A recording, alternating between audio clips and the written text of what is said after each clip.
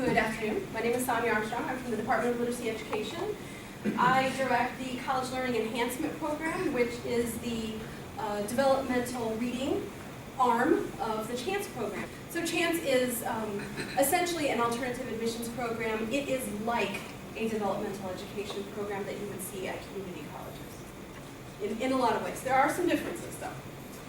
So I am here to talk about credentialing and professional development for college reading educators. And I'm going to use that broader term, college reading educators, rather than focusing exclusively on developmental reading educators. And part of the reason for that is that there are more people involved, more professionals involved in academic literacy instruction and tutoring than just developmental reading instructors. So I'm gonna kind of cast this broadly.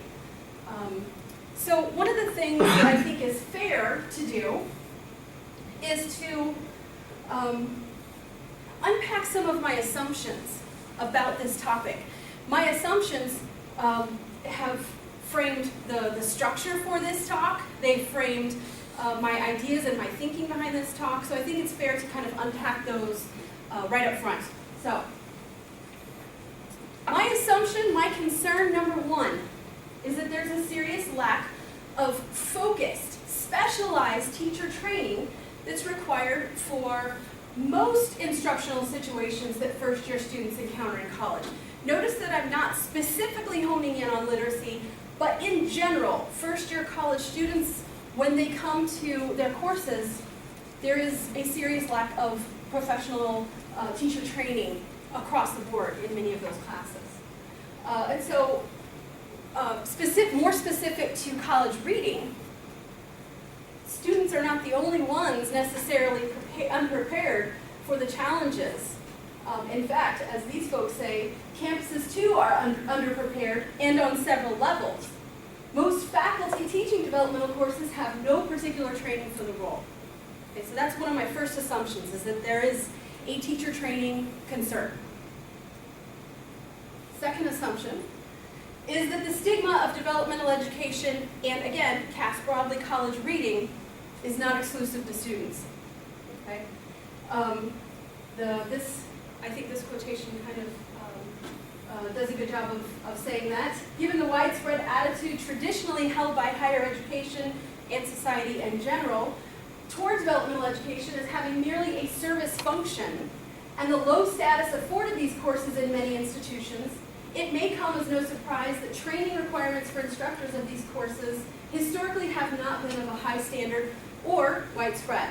So, second assumption, there is a stigma associated with this. That stigma certainly impacts our students, but it's not just our students. It impacts the professionals associated with college reading as well. My third assumption and concern as it relates to credentialing and professional development is that students who need some assistance when they're moving into the academic literacy practices expected of them in college, they need experts teaching this. The reality, and this is kind of a dated quote, but I think it's still useful. And I see that folks in the back are craning, that's why I'm reading aloud. Well-prepared students often learn a great deal in college in spite of bad teachers. Poorly prepared students require attention, they need guidance and supervision. But they can learn, and they do learn when they are provided appropriate instruction by teachers who are trained to teach what students need to know in order to succeed.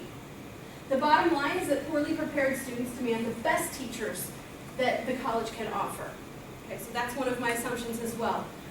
We've got this serious lack of teacher training, and yet my assumption is that we need experts teaching these classes. Yes? Just to make sure we're not, I'm not thinking apples and you're talking oranges. When you refer to developmental college programs and you're talking about teachers for these programs, are you referring to like remedial courses? Well, what is commonly referred to as remedial courses, so those that are taken not for credit towards the degree but are needed in order to prepare the students to take the courses that are for degree credit, or are you talking about something different that I have no idea what it is? That is part of it, and so that's why at the beginning I said I'm casting it kind of broadly with college reading. You'll see that I actually use the term developmental instead of remedial. So when I'm speaking about the courses that students are taking in order to help them transition into their first year general education courses, but they are not for credit, then I'm going to use the term developmental reading. Does that help? Yes. Yes. But yes, you are correct that commonly everything gets lumped under this big term of remediation. Yes. Okay, so assumption number 3, last assumption, and this is important. The vast majority of college reading professionals have in common a genuine and unwavering dedication to student success. This is really important because it's not as though, professionals associated with college reading are simply just choosing not to follow through with a certain teacher training program or choosing not to follow through with professional development.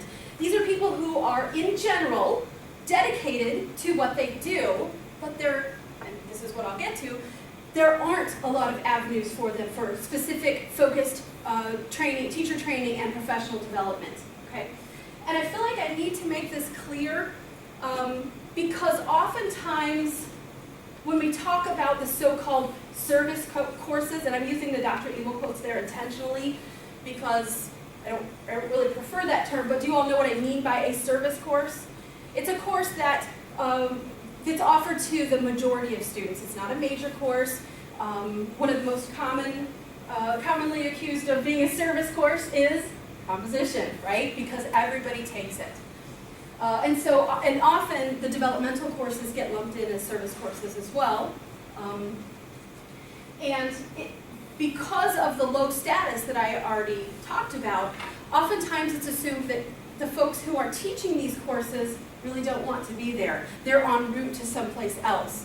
And so my assumption is that, sure, that exists, but that's not the majority. The majority of people are there because they want to be there, regardless of the low status, despite the lack of resources often allocated there. They're there because they want to be there for students. Okay? So those are kind of my assumptions. This is how I frame the problem in order to look at the past, present, and future. I will tell you that I'm thinking of this as kind of an overview, a conversation starter, and I'm very aware that I'm going to start talking about the past, and the person who has, I think, written more on this than anyone else in my field is actually in this room right now, so I'm very aware of that at the moment, so if y'all didn't know, he's in the back. But I am going to do a brief overview of the past. I do also need to call attention to the fact that there aren't a lot of differences with regard to credentialing between the past and the present. So what I'm going to focus on are the subtle distinctions where they exist, but don't be alarmed when you don't see a whole lot of difference in the past and the present. So with regard to credentialing, traditionally, people who are teaching college reading have K-12 reading credentials. Now, think about that for a second. If someone goes through a program to learn how to teach third graders how to read, how is that the same as helping a student in college who's 18, 25, 39, 60? How is that the same? So this is a traditionally this is a real problem for us.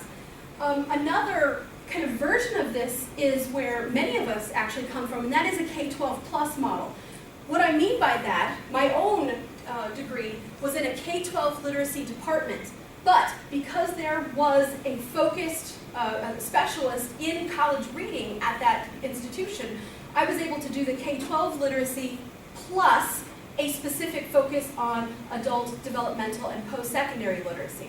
And so these two models for credentialing have been traditionally, they have been the route.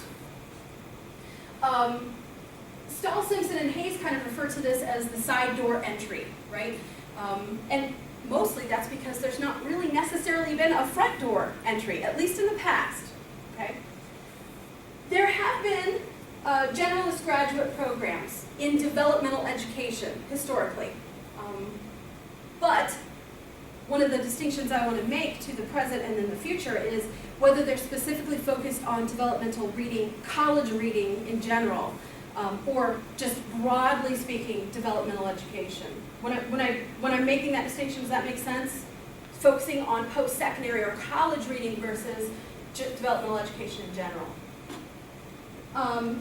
Right around the mid-60s and early 70s, there did come a call for particular training courses. So at this time, we started seeing actual courses focused on how to teach college reading and how to also tutor for learning assistance programs specific to reading. So these courses did arise at that time. Just courses, though. And then the other thing I wanted to comment on with regard to credentialing is that the International Reading Association did at one point have standards that did address adult literacy and specifically college reading. So at one point there were professional standards associated with the credentialing of people teaching at this level. This is 1986. Norm, am I correct in saying that this was the last time? 1986. And then these standards went away.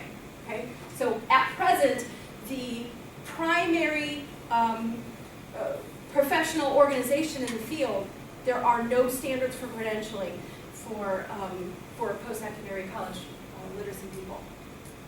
So that's credentialing. Professional development, I love this quote, professional development often came down to a self-help program based on personal reading, conference attendance, and peer interaction. So really, what we're talking about is learning to teach by doing very informal activities. Now, going to conferences, obviously there are lots of professional benefits to that. It's still not a training program, though, right? One thing that you hear a lot about in my field is what I call Tuesday training sessions. And that is where you go to a conference and go to sessions on the topic you're about to teach on Tuesday, and that's how you learn what to teach on Tuesday.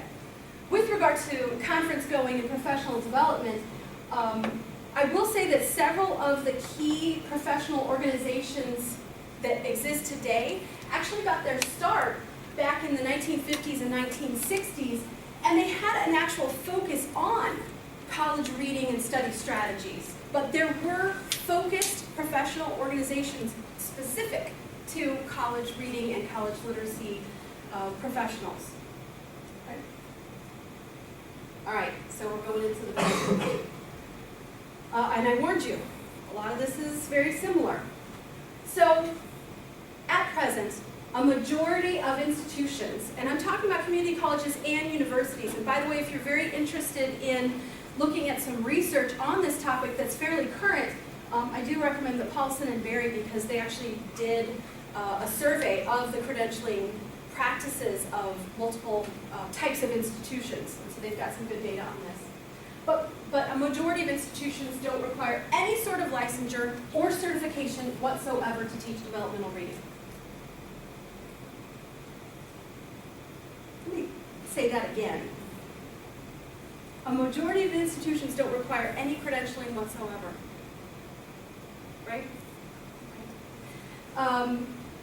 As well, in developmental reading, specialized disciplinary knowledge is often neither recognized nor required.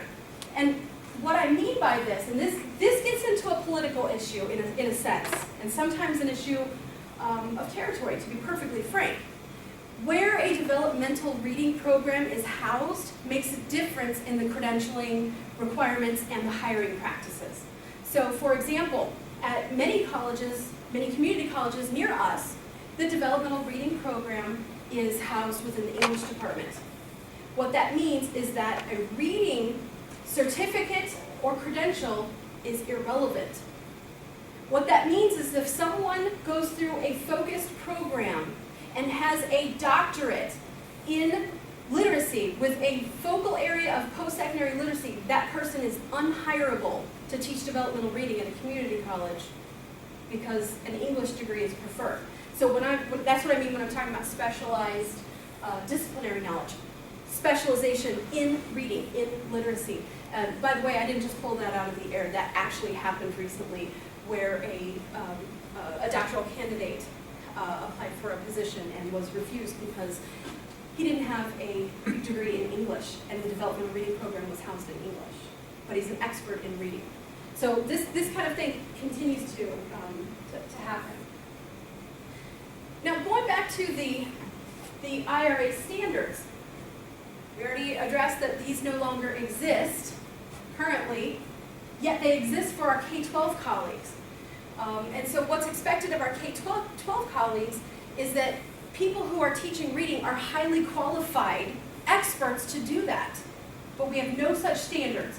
So when you couple the fact that there are no such standards for on the professional level with the hiring practices, where there are few, if any, and some places are moving ahead with this, and I'll talk about that in just a minute, but the majority don't have these. When you put those two together, right, we can circle back to the low status of the profession overall and with the professionals who are working in this area, and it starts to make some sense.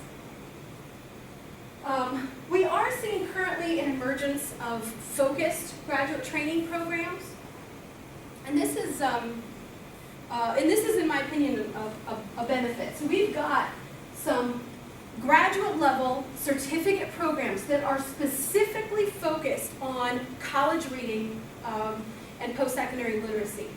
So we've got California State Fullerton, University of Cincinnati, Texas Tech, Texas State.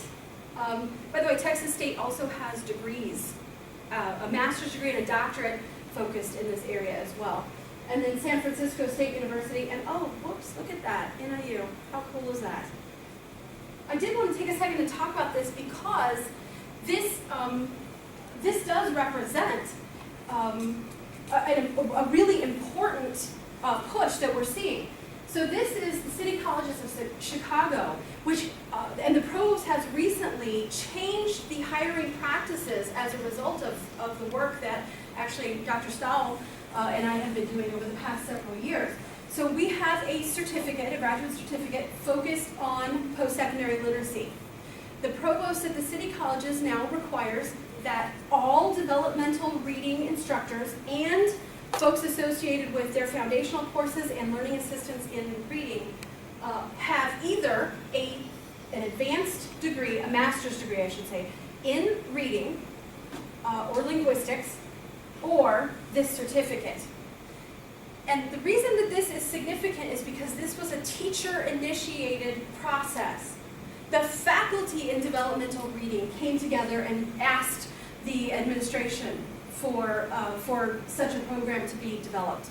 The faculty reached out recognizing that there was a need for advanced credentialing, there was a need for focused work, and there was a need for some pretty specific hiring practices. And so this has actually led to some pretty important changes at the City Colleges of Chicago.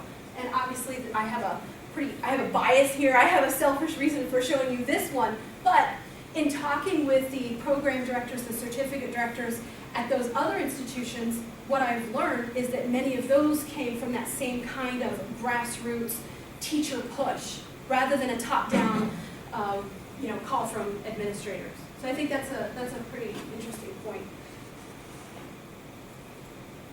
So we're still in the present with professional development. What I found myself thinking about here were some of the hindrances to professional development, some of the realities, the practical realities. For one thing, many who are associated with college reading have an overwhelming teaching load. Many of my colleagues, and as a matter of fact, have 5 and 6 courses that they're teaching per semester. And these are full classes, 20, 25 sometimes. So the support, the time for professional development is tight, it's scarce, and the resources to support such are often just not there. I also think that we face an issue of a narrow scope of what counts or is acceptable as professional development. I think too often administrators and faculty alike tend to think of professional development exclusively as conference going. And one of the things I'm going to talk about when we get to the future is that I think that's a pretty narrow scope.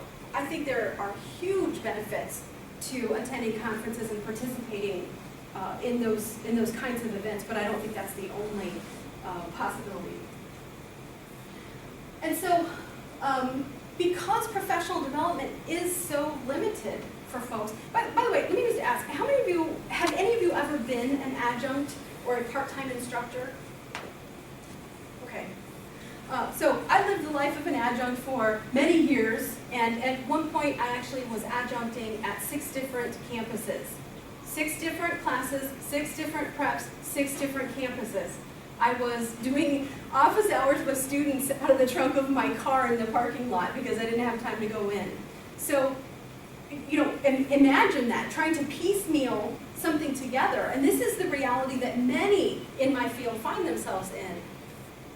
When do you have time to go to a conference? When do you have time to do any kind of professional development, right? Especially if it's not necessarily supported.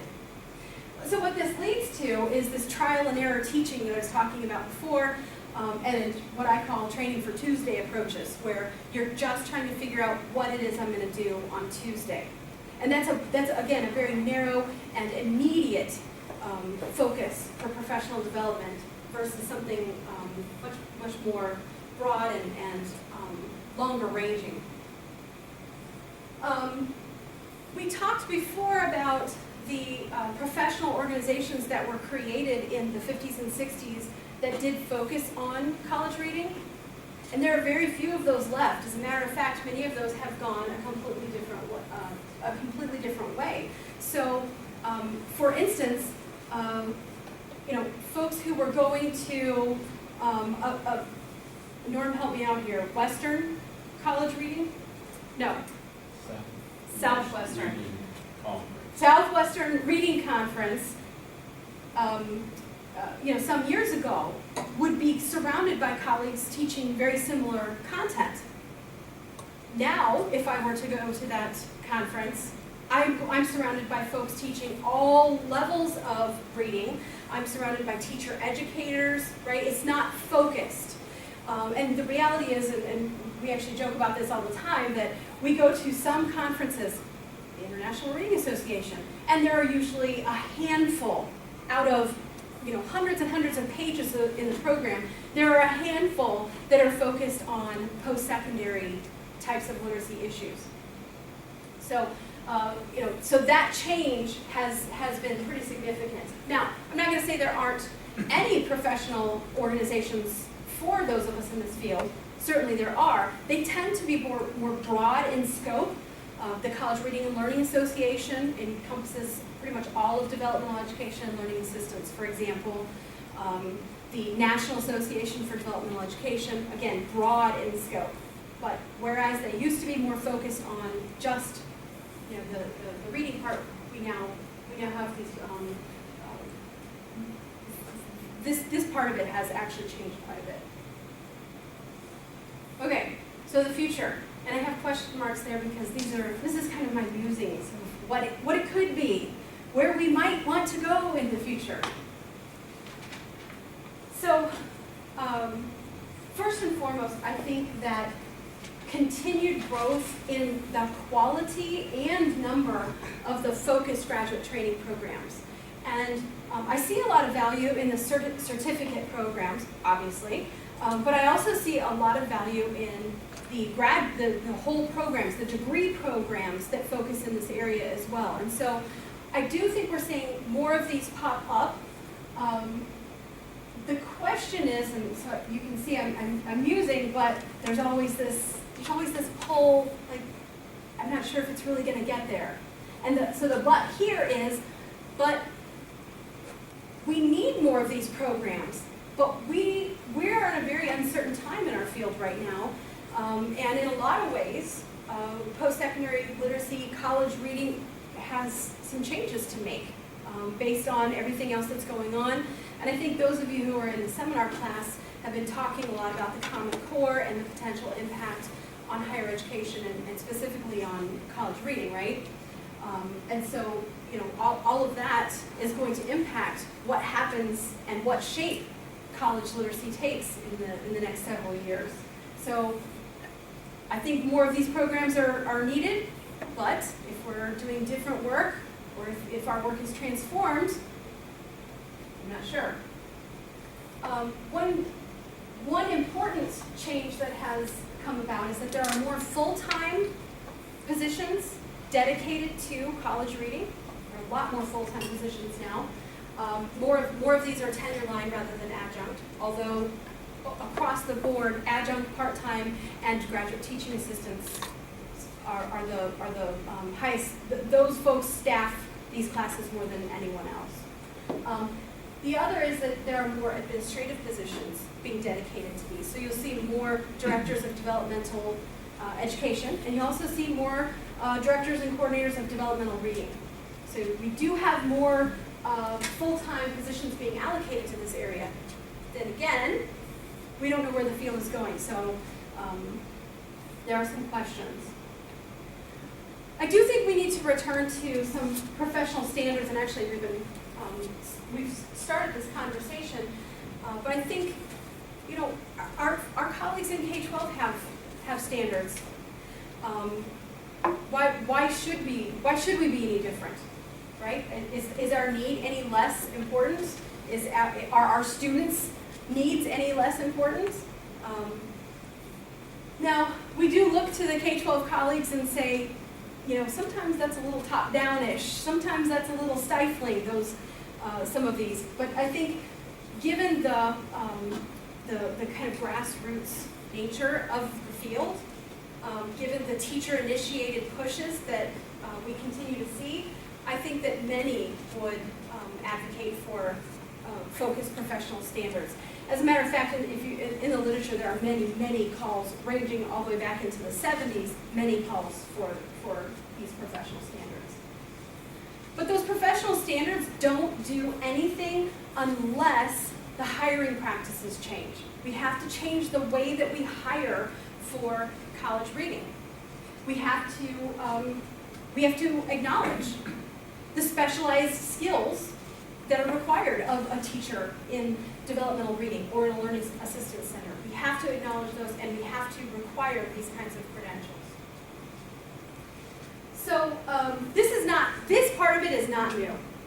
Actually trying to determine what it takes to be a developmental reading instructor, or what it takes to be someone who works with college readers. This is not new. As a matter of fact, Brazo and Stahl had a college reading specialist competency checklist, and I can post that or email that if you have interest, but it's actually multi-page, breaking down all of the competencies that someone who's teaching ought to be able to, ought to have. So, and this can work for hiring practices, it can work for continued teacher evaluation, it can work on all kinds of different levels. And this, like I said, this is not new. There have been all kinds of surveys over the years, as recently as that 2012, that have gone out to try to determine what is it that someone who does this work needs to have. And it's not just about credentials, but that's a big part of it. It's not just about competencies, but that's a big part of it. But for me, one of the major pieces is the characteristics. You've got to have certain dispositions. You've got to have there are certain personality qualities, I think, that are needed here. So what does someone, a college reading professional, need? Well, for me, first and foremost, you've got to have reading knowledge and expertise. You have to have a specialized understanding of what you're teaching. Pedagogical knowledge, relevant cultural and linguistic competencies, given the populations that you may be working with in your courses. Knowledge of the field, including its history. If you're going to really be a professional in the field, you have to understand the field. And then I come back to the personal characteristics and dispositions. Anybody guess what those might be? I hire people to teach developmental reading all the time, so what do you guess might be needed to be effective at that? I'm thinking with the dispositions, if you're working with students who need assistance in reading, there may be some apprehension on the part of the students for asking for help, or for this, reluctance a little bit to seek out, the assistance that's needed.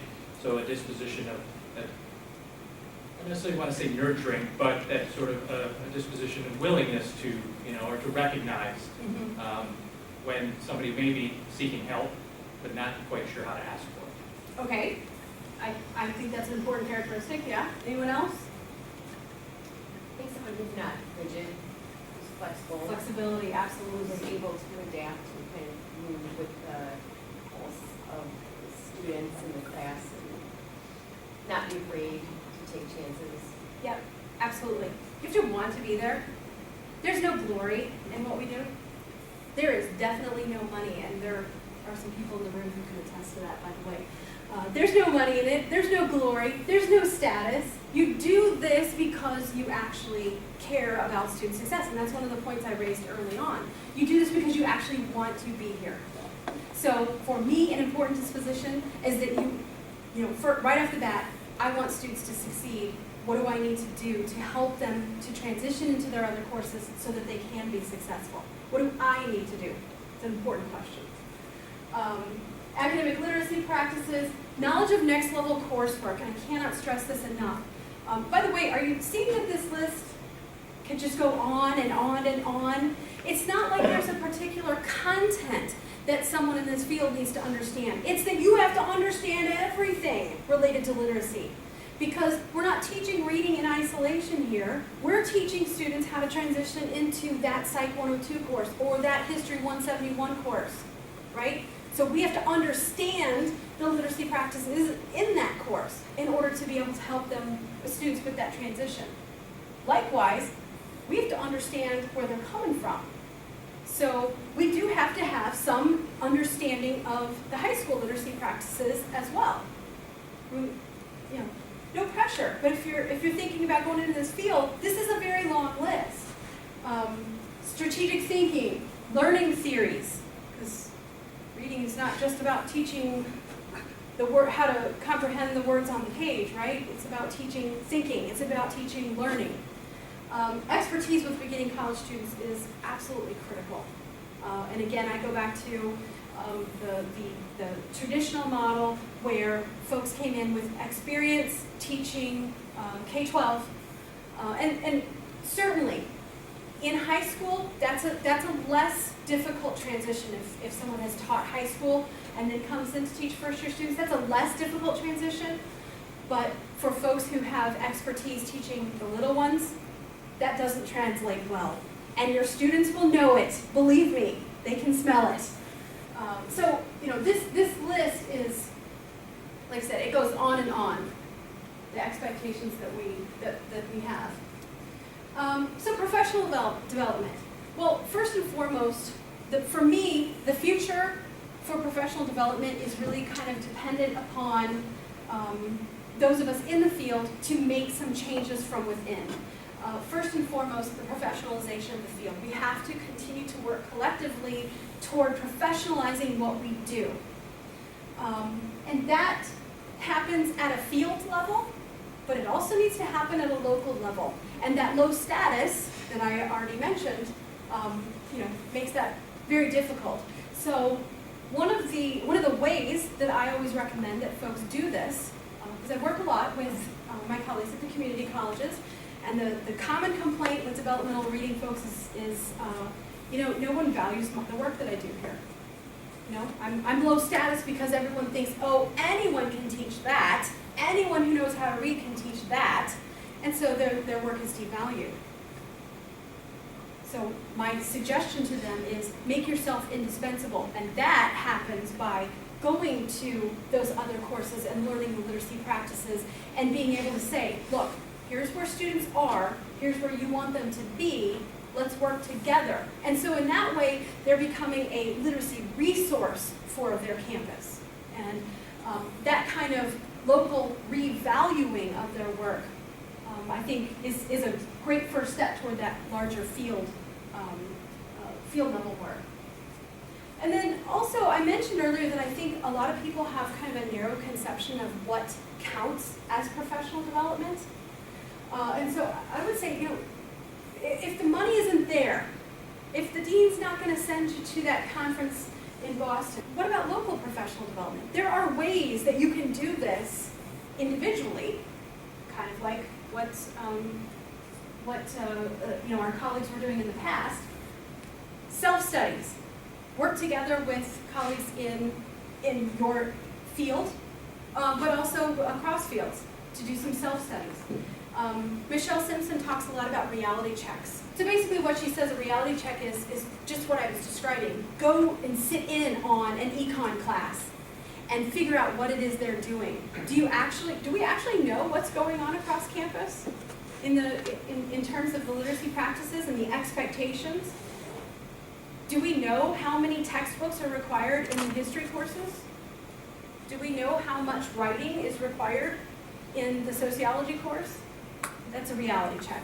We all as professionals who have degrees in our areas have our own memories of what happened in college and what the undergraduate experience was like, but that's not the current reality. So those reality checks are key. And that for me, that is a critical piece of professional development, actually understanding. Because until we know what they're doing somewhere else, we can't really inform our own work. And then finally, I kind of mentioned this already, the knowledge of the institutional literacy landscape, but also those adjacent spaces. So what happened in high school? What happens next? What about for colleagues at the community colleges? What happens at the university level? Because so many students transfer on to university. What happens next? So again, being aware of all those different adjacent spaces. Okay, so a few takeaways. My takeaway is always, in the fields of college reading, we're actually not all that different from many of our students. Many of us need some additional focused training, just like our students. Many of us share a stigma in a lot of very similar ways as our students. Low status, under-resourced, right? Underappreciated sometimes. So we are a lot like our students. And I think that, that if we can kind of harness that, I think that feeds into some very positive dispositions for those working in this field. But what are some takeaways that you're coming with from past, present, and future? What strikes you? I'm seeing my area of focus is on secondary literacy coaching, and I'm seeing a lot of parallels between the two. And what I was seeing, I've taught English for 11 years. I'm kind of on hiatus right now, but in trying to get a literacy program started in disciplinary literacy and working with that and that frustration, I felt much of what you were talking about here. And I'm seeing a lot of parallels, not in every district, but I'm hopeful, like you are, that it'll, go places. But it seems that it's happening concurrent, both in secondary and perhaps at the college level. So as a literacy coach, do you feel that sense of kind of devaluing at that local level? I can't even call myself a literacy coach at this point. I have the master's and I'm working towards it. I'm trying to get the program started. Okay. So, and having no voice, yes. Okay, gotcha. Okay, interesting. Did you?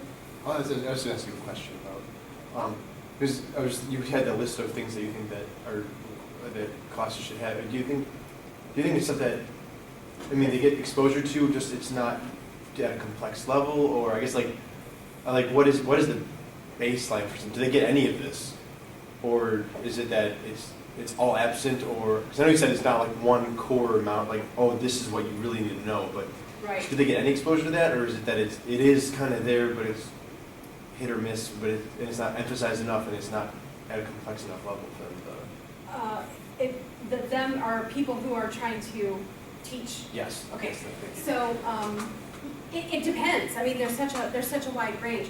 Folks who have gone through the focused training, whether that's a certificate program or in some cases a degree program, they tend to walk away with more of this, I'd say. But a lot of folks come in with K-12 reading expertise, and in that case, I would say, especially if they have a credential or degree in reading, they've got the reading knowledge and expertise. But if you've never taught at the post-secondary level and you don't have that expertise with beginning college students, that knowledge doesn't transfer, it doesn't map directly on. You need to have expertise in both to really make the biggest impact. That's my argument anyway. So I think it really ranges depending on the experience of the person. And it's so across the board, and again, part of the reason is because we don't have a common set of standards or hiring practices. It ranges so widely. Others? Jay? So, I guess building off of that, and I'm sure there's not just one answer to this, but I just want your thought. You've talked about, certainly, there's this perception that anybody can teach, because don't we all know how to read? We know how to read, right? I mean, we all figured out how to read at an early age, and so for the unfortunate people that, for whatever reason, don't, well, anybody can teach them because we all know how to read. But we know that that's really not the case. There's so much more to act, particularly when you get, I would say, to the post-secondary level, Sure. and when you really start looking at disciplinary literacy. That sort of shift, which certainly if we would shift to a, wow, there's so much more to what it means to actually be an effective reader, whatever, how we define that. That shift to that is kind of a broad shift, maybe populist sort of perception of that. Do you see, what might bring that about? Does that make sense when I'm asking, sort of, how do? Go ahead. Oh, I was just going to say, just how do we get more people to recognize that there's actually work to be done here? It's not just anybody who knows how to read. Well, you're right. There are many ways to Yeah, respond to that. So I think very early on in the semester, you all looked at Shanahan and Shanahan's work on disciplinary literacy, and this goes directly to I think, your point. So do you remember the triangle? And so there's the basic literacy instruction at the bottom level, then you get into more intermediate literacy, and then the specialized is on the top. So my argument is always that we are at the very top of that triangle, of that pyramid in post-secondary. So we're there. And what I mean by that is that that's where the literacy practices are so specialized, so sophisticated, and the expectations are so high for students to already understand, not just understand how to do all the different literacy practices, but we have to first back up and say that there are literacy practices that are different across disciplines in the first place. And so I think that the work in disciplinary literacies, and you mentioned this as well, I think that conversation is actually helping with that understanding, that recognition that there are more sophisticated and more specialized ways of reading and writing and thinking as we progress through the educational system. But I think that the onus is really on those of us in the field to be a part of that conversation and really say things like, we're at the top of the pyramid. We need to have this better understanding of reading and writing and thinking across disciplines in order to really be effective at all with our students. So I guess I would say, I think the college readiness, disciplinary literacies conversations, which are sometimes separate, sometimes together, help, but we have to be a part of those conversations as well. So that's one response that comes to me. Yeah. Melissa? So I'm just thinking about my experiences teaching and my professional development, and you talked about the literacy certificate program, and my question was your sense of access. So when I taught, it felt like my professional development was a very isolating experience because I didn't really fit in anywhere. So I couldn't go to the local university. Well, I could, Yeah. but it just didn't feel like, oh, that's what I need. And I could go to conferences and I had funds to do that, but I always felt like there's this more substantive experience beyond my own self-study, beyond collaborating with colleagues that I'm looking for. Do you have a sense of like what kind of access teachers have to that? That's such an important question, and for two reasons.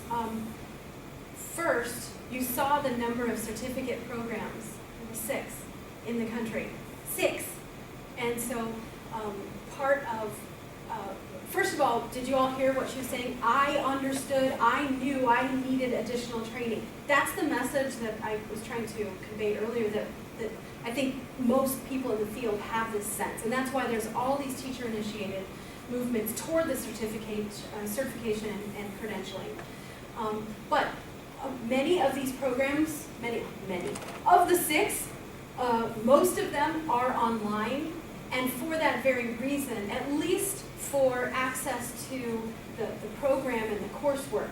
Now, financial access is a whole different issue, and unfortunately, very few institutions are actually stepping up to say, okay, we're going to pay for this as well.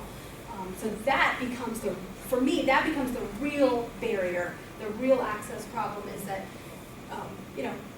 for example, like I said, I'm going to use my own experience, teaching at 6 campuses just to make ends meet. How am I going to pay for our graduate certificate program? So, so that level of access is very challenging, I would say. Yeah. Another thing that I would say, even if something like a formal certificate program is out of reach, I do see, especially in some of the area community colleges, a trend toward more in-house workshops and kind of drawing from the K-12 model of professional development, where we have in-service days and such. And so, many community colleges have been doing that. Now they're focusing their attention on particular themes, like the Common Core, like assessment, like disciplinary literacies, but I think that that's another avenue that is maybe more accessible. Yeah. Others, takeaways? Yes. Okay, so I'm a school psychology student, and so I'm just thinking, one, there's a huge emphasis on reading within the field of school psychology. That's where we have the most information, the most data is on reading. Okay. And most of it is focused on, early literacy, like K through 8, critical periods for reading, all that fun stuff. So I'm sitting here and I'm thinking, just in listening to you, I find myself asking these questions, and this is not to, again, get at the devaluing of what is done at the college level, but thinking like, one, why is it that these developmental reading programs are even needed at the college level? And then I got myself to thinking, why are there K through 12 credentialing for reading? We shouldn't have to be teaching reading in high school. Like if it did effective job earlier, then we wouldn't have this problem. But so in thinking about that, we are still having trouble, and when I say we, but there's still difficulties with reading specialists and even just basic, just teaching programs in terms of just being able to effectively teach reading in general, even at the K through 12 level. So if